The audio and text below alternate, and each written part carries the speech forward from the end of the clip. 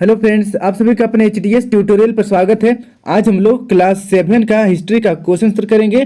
Chapter 3, okay, chapter 3 और chapter 3 का नाम है दिल्ली के सुल्तान। तो वीडियो के साथ बने रहिए और कहीं पर अगर दिक्कत होता है तो आप मुझे कमेंट कर दीजिएगा, मैं डाउट सेशन में क्लियर कर दूंगा। तो चलिए देखते हैं। यहाँ पर हम लोग सबसे पहला नंबर, रिक्त स्थानों की पूर्ति कीजिए। देखिए पहला नंबर है खाली स्थान भरना है। क नंबर देखिए, दिल्ली सल्तनत के अंतर्गत खालिस्तान वंशों ने खालिस्तान वर्षों तक शासन किया। तो इसका आंसर हो जाएगा दिल्ली सल्तनत के अंतर्गत 5 वंशों ने 320 वर्षों तक शासन किया।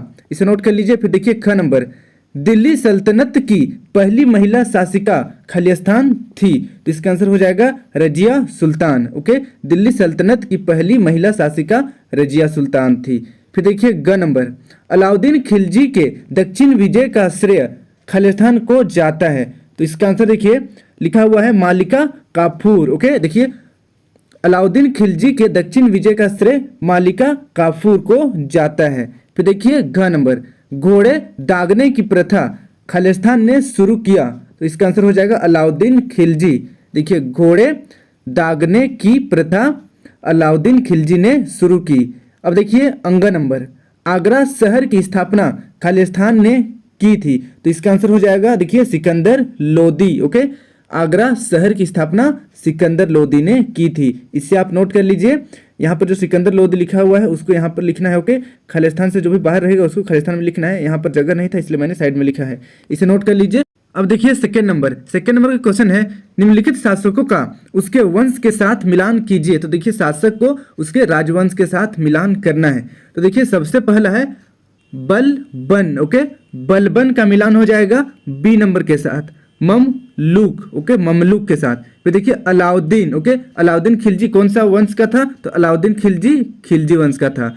फिर नेक्स्ट देखिए खिज्र खां। ओके, खिज्र खां, इसका मिलान हो जाएगा सैयद के साथ। ओके, सैयद के साथ। फिर देखिए नेक्स्ट इब्राहिम, तो इब्राहिम का मिलान हो जाएगा लोदी के साथ। ओके, लोदी के साथ। अब देखिए फिर मोहम्मद बिन, तो मोहम्मद बिन का मिलान हो जाएगा तुगलक के साथ। ओके, और यहाँ पर लास्ट में मुगल लिखा हुआ है, ये आई थिंक किसी के साथ मैच नहीं होना चाहिए। ओके, यहाँ पर और कुछ रहना चाहिए जो मुगल के साथ मैच होता, पर इधर कुछ नहीं लिखा हुआ है। तो इससे आप मिलान कर लीजिए। ओके, इसे मैं फिर से एक बार बता देता हूँ। देखिए बलबन का मिलान हो जाएगा ममलूक के साथ, अलाउद्दीन का हो जाएगा खिलजी के साथ, और खिज्र खां का हो जाएगा सैयद के साथ, और इब्राहिम का हो जाएगा लोदी के साथ। उसके बाद मोहम्मद बिन का हो जाएगा तुगलक के साथ। ओके, इसे मिलान कर लीजिए। अब हम लोग बढ़ते हैं नेक्स्ट क्वेश्चन आंसर की ओर। क्वेश्चन आंसर का सबसे पहला नंबर देखिए, दिल्ली को राजधानी बनाने वाला पहला सुल्तान कौन था? तो बताना है कि दिल्ली को राजधानी बनाने वाला सबसे पहला सुल्तान कौन था। देखिए इसका आंसर हो जाएगा दिल्ली को राजधानी बनाने वाला पहला सुल्तान इल्तुतमिश था। ओके, इल्तुतमिश, इसे याद कर लीजिएगा। ओके, सुल्तान इल्तुतमिश। अब देखिए नेक्स्ट सेकेंड नंबर का क्वेश्चन है, तुर्कान ए चहलगानी क्या था? ओके, तुर्कान ए चहलगानी क्या था?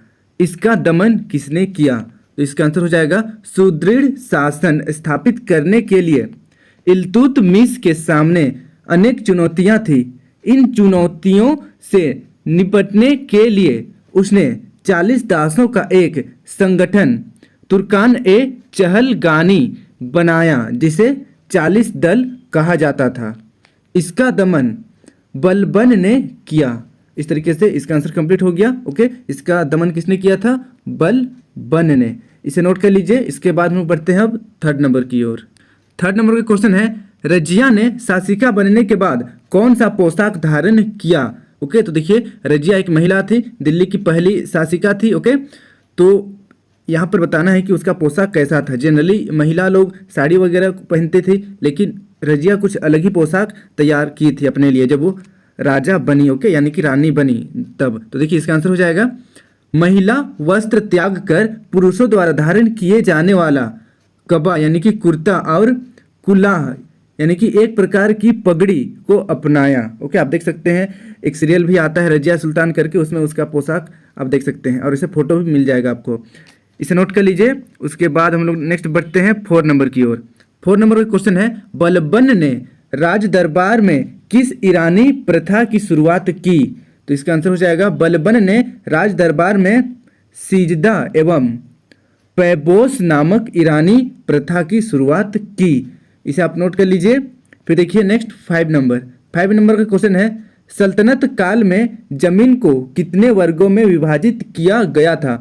उसके नाम लिखिए। तो यहाँ पर बताना है कि सल्तनत काल में जमीन को कितने वर्गों में विभाजित किया गया था और उसका नाम भी बताना है। तो देखिए आंसर, सल्तनत काल में सामान्यतः जमीन को 3 वर्गों में विभाजित किया गया था। इक्ता जमीन, ओके, इक्ता जमीन, खालसा जमीन तथा इनाम जमीन, मदद ए मास या वक्फ जमीन। ओके, तो इसे आप नोट कर लीजिए, याद कर लीजिएगा। अब हम लोग बढ़ते हैं नेक्स्ट 6 नंबर की ओर। 6 नंबर का क्वेश्चन है, मुहम्मद बिन तुगलक ने राजधानी परिवर्तित क्यों किया था? तो बताना है कि मुहम्मद बिन तुगलक ने अपना राजधानी परिवर्तित किया था, चेंज किया था, क्यों? तो इसका आंसर देखिए, मुहम्मद बिन तुगलक कुशल एवं साम्राज्यवादी शासक था। इसने लगभग 2.5 दशक तक शासन किया। ओके, 2.5 दशक, 1 दशक होता है 10 साल, 2.5 यानी कि लगभग 25 साल। उसने दक्षिण के राज्यों पर अधिकार जमाए रखने के लिए 1326 ईस्वी में दिल्ली की राजधानी दौलताबाद परिवर्तित कर दिया। तो इस तरीके से इसका नोट कंप्लीट होता है, आंसर लिख लीजिए। अब हम लोग बढ़ते हैं नेक्स्ट 7 नंबर की ओर। 7 नंबर का क्वेश्चन है, तुगलक व लोदी वंश के शासकों को झारखंड के किस राजवंश ने कड़ी टक्कर दी? तो इसका आंसर देखिए, तुगलक व लोदी वंश के शासकों को झारखंड के नागवंशी राजवंश ने कड़ी टक्कर दी। तो देखिए, झारखंड में नागवंशी राजा लोग का अधिकार था। ओके, तो उन्हीं लोग ने तुगलक और मोदी को टक्कर दी थी। तो इसे नोट कर लीजिए, इसे याद कर लीजिएगा। अब हम लोग बढ़ते हैं नेक्स्ट, आइए चर्चा करें की ओर। देखिए, आइए चर्चा करेगा सबसे पहला नंबर, अलाउद्दीन खिलजी ने बाजार नियंत्रण के लिए क्या प्रयास किया? तो देखिए, ये क्वेश्चन जो है आइए चर्चा करें से है, और चर्चा करना कहने का मतलब थोड़ा सा लंबा लिखना होता है, विस्तार से लिखना होता है। तो इसका आंसर थोड़ा सा लंबा होगा। ओके, तो आप देख लीजिएगा, इसका आंसर लंबा होगा, 1-2 बार पढ़िएगा, याद हो जाएगा। विस्तार से लिखना ही पड़ेगा क्योंकि चर्चा करना है हम लोगों को। देखिए इसका आंसर, अलाउद्दीन खिलजी ने बाजार नियंत्रण पर विशेष जोर दिया। इसकी विस्तृत जानकारी जियाउद्दीन बरनी के तारीख ए फिरोज शाही से मिलती है। अलाउद्दीन ने इसके तहत कई नए पदों का सृजन किया। पहला देखिए, दीवान ए रियासत, यह व्यापारियों एवं बाजार पर पूर्णतः नियंत्रण रखता। उसके बाद देखिए नेक्स्ट, सहना ए मंडी, यह बाजार का अधीक्षक होता था, जहां सभी व्यापारियों को इनके दफ्तर में अपने को पंजीकृत कराना पड़ता था। फिर देखिए नेक्स्ट, बरीद, प्रत्येक बाजार का निरीक्षण करता था। फिर आगे इसी में लिखिएगा आप, उसी आंसर के आगे, उसने व्यापारियों में बेईमानी रोकने के लिए कम तोलने वाले व्यक्तियों के शरीर से उतना ही मांस काटने का आदेश दिया था। इन प्रयासों के तहत बाजार में वस्तुओं की कीमतों पर अंकुश लगा। अमीर खुसरो के अनुसार अलाउद्दीन के बाजार नियंत्रण का उद्देश्य आम लोगों को राहत पहुंचाना था। क्लियर है? तो इसे आप नोट कर लीजिए। इसके बाद हम बढ़ते हैं नेक्स्ट क्वेश्चन की ओर। अब देखिए नेक्स्ट क्वेश्चन है, इल्तुतमिश ने अपने शासन काल में कौन कौन से नए कार्य किए? तो बताना है इल्तुतमिश कौन कौन सा नया कार्य किया था अपना शासन काल में। तो देखिए इसका आंसर हो जाएगा, दिल्ली सल्तनत के आरंभिक इतिहास में जो शासक सबसे अधिक महत्वपूर्ण स्थान रखता है वह इल्तुतमिश है। सुदृढ़ शासन स्थापित करने के लिए इल्तुतमिश के सामने अनेक चुनौतियां थी। इन चुनौतियों से निपटने के लिए उसने 40 दासों का एक संगठन तुर्कान ए चहलगानी बनाया, जिसे 40 दल कहा जाता था। इसने एकतादासी व्यवस्था चलाई। एकता राज्य की सबसे छोटी इकाई होती थी। ओके, तो बस इतना ही है, छोटा सा आंसर याद हो जाना चाहिए, इसे नोट कर लीजिए। उसके बाद हम बढ़ते हैं अब नेक्स्ट इस चैप्टर का लास्ट क्वेश्चन की ओर।